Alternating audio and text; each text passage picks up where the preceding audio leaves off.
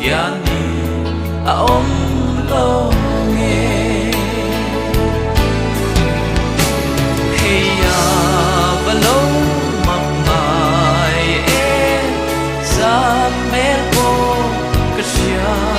mai lo ti e malung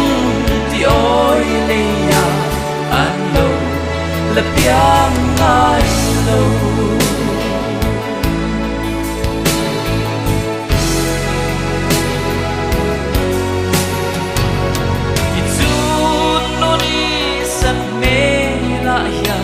dar tui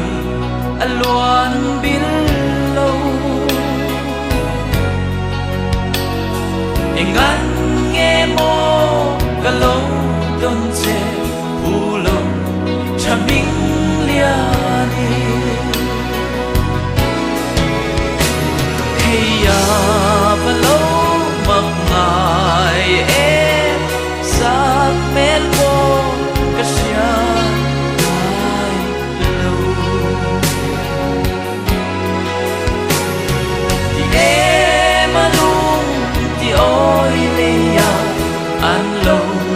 la piang ai lo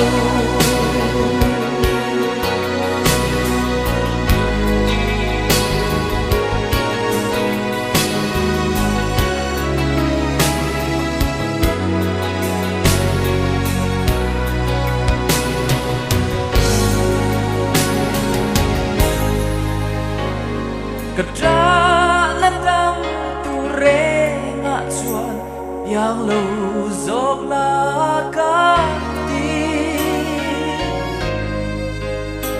voi kha tali in ma ngai thu min shil ve don lo